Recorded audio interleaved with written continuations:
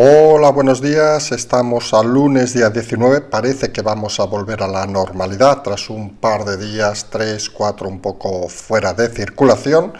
Cosas que pasan cuando uno tiene cierta edad, que a veces no puede aguantar el ritmo intenso de tantas semanas y tantos meses.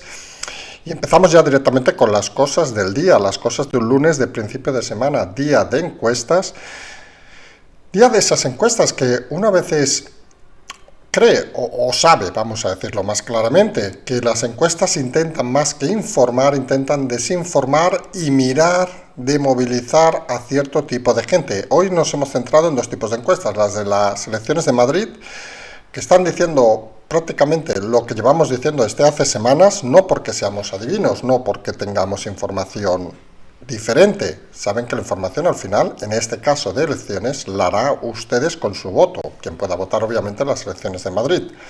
Pero los datos son cada vez más claros y marcan un camino más, digamos, directo.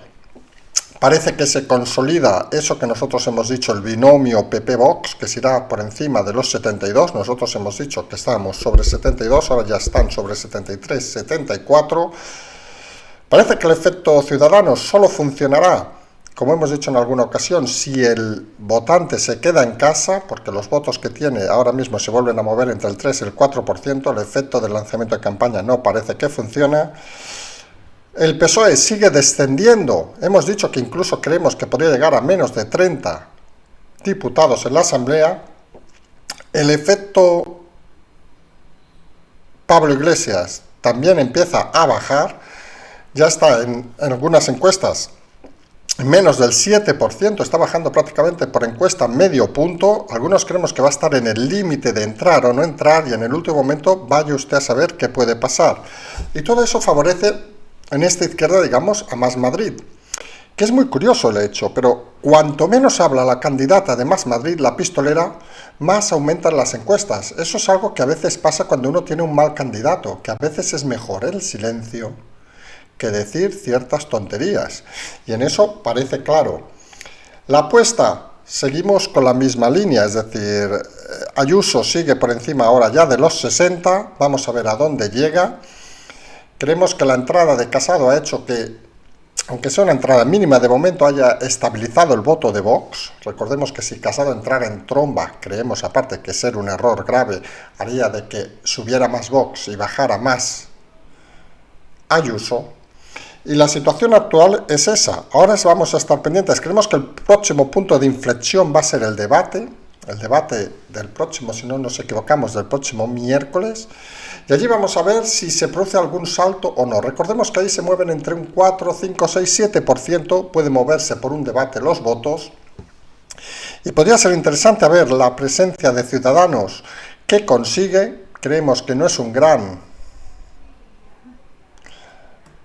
debatidor, digamos, Edmundo Val. Creemos que quien tiene más fuerza en los debates seguramente es Pablo Iglesias, pero vamos a ver a dónde lleva el debate, porque si lo lleva a un escenario muy oscuro, muy duro, seguramente lo que hará es retroceder todavía más en el voto, porque la radicalidad parece que no es el escenario que quieren los madrileños. Vamos a verlo ese miércoles. Hasta ese momento, pues seguiremos en esta línea que tenemos clara y que parece que es la que está marcando estas elecciones de Madrid. También ha salido el CIS hoy, y donde vemos la influencia, digamos, de Ayuso en el voto de Madrid, en el voto, perdón, de España. Es decir, vemos que el PP sube, el PSOE sigue ganando de una manera holgada, datos que sorprenden y datos que nos llevan a la reflexión que decíamos antes. Cuando parece que todo está acabado, algunos tenemos muy claro que todo está acabado, que el partido del gobierno está en descomposición, las encuestas intentan aguantarlo de una manera artificial. La realidad se separa de lo que vemos. Y eso a veces puede ser una estrategia de marketing, puede ser una estrategia para intentar demostrar que se siguen haciendo las cosas. Fíjense que el gobierno intenta demostrar día a día que a pesar de las atrocidades que está haciendo, a pesar de las cosas sorprendentes que está haciendo, pues sigue manteniendo el tipo.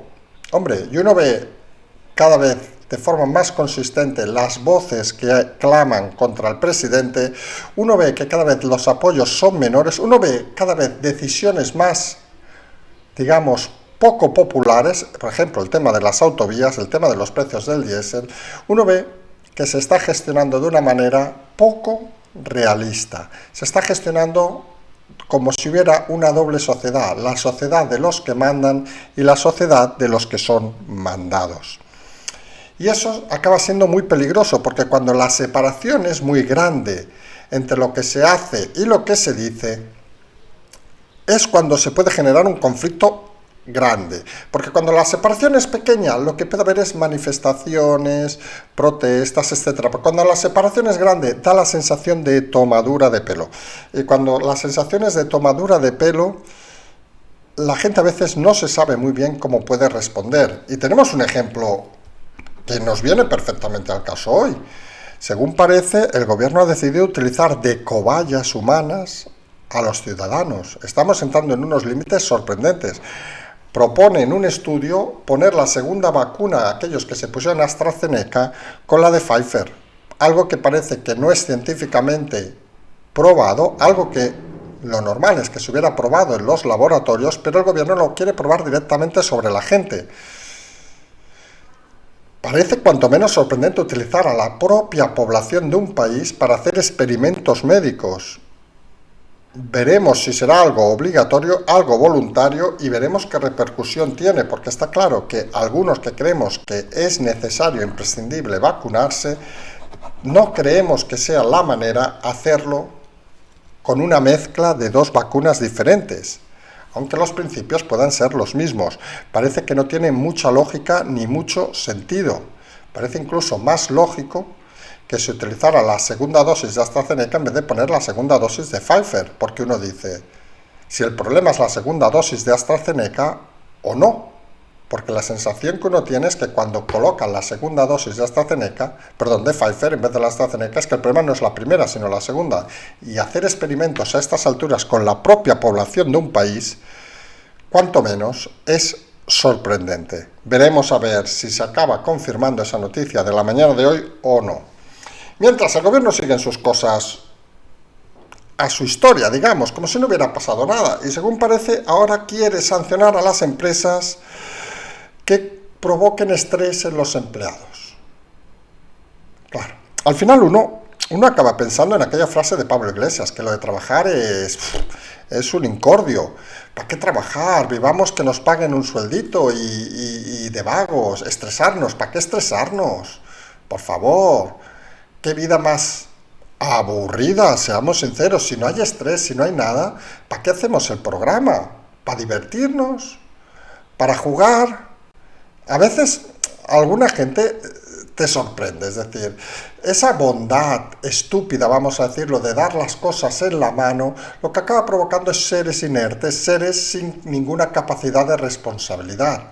Y cuando llega una situación complicada como la que estamos ahora, se notan los resultados. Poca gente sabe resolver problemas, poca gente sabe enfrentarse a los problemas en este país. Solo faltaría ahora que por estresarse en el trabajo, cada uno se estresa al nivel que quiere estresarse, algunos encuentran el trabajo como una diversión, otros lo encuentran como un suplicio, pues hay que sancionar a las empresas. Hombre, quizá también habría que pensar cuando se estresa el empresario, cuando llega a final de mes y no puede pagar. O cuando lo obligan a cerrar, señora ministra, durante meses y no le dan un euro. Eso también puede ser que estrese un poco al empresario, señora ministra. Pasa que la ministra debe ser de la quinta esta de los amigos del ministro Garzón, hermanos, que debe pensar que el dinero se fabrica con una impresora. Porque si no, no tiene mucho sentido que diga tales chorradas en una situación como la actual. Imagínense una empresa que está pasando apuros, que está obligada a cerrar, que encima ahora le pongan una sanción porque los trabajadores están estresados. Es de cachondeo.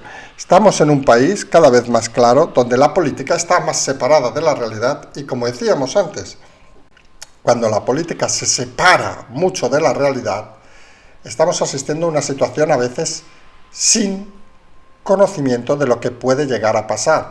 Cuando la política y la realidad están más o menos a la misma vera, pues las respuestas son las que son, pero cuando se alejan de una forma sustancial, asistimos a escenarios diferentes donde precisamente el estrés puede causar soluciones cuanto menos complejas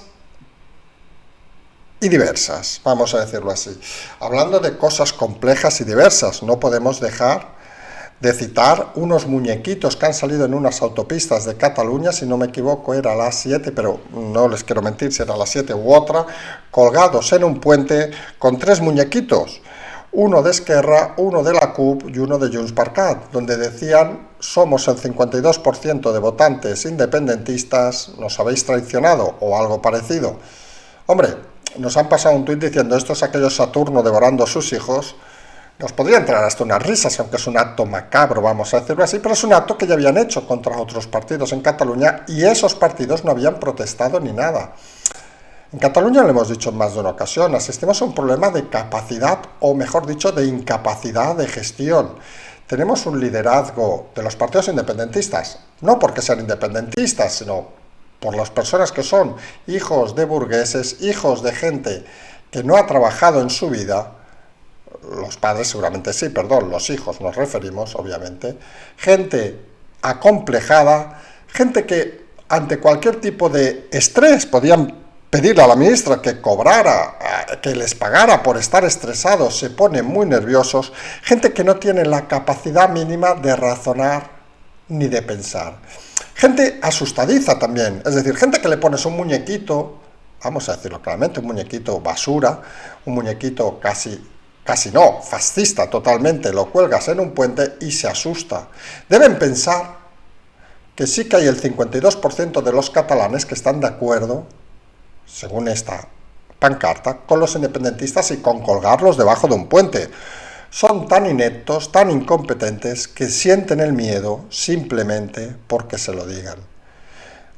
Personajes que tienen cero personalidad, recordemos Aragonés, ese que según el propio Torra, que tampoco es que sea la alegría de la huerta, decía que callaba en todas las reuniones porque nada tenía que decir. Imagínense que lo diga Torra, imagínense cómo debe ser el aragonés este.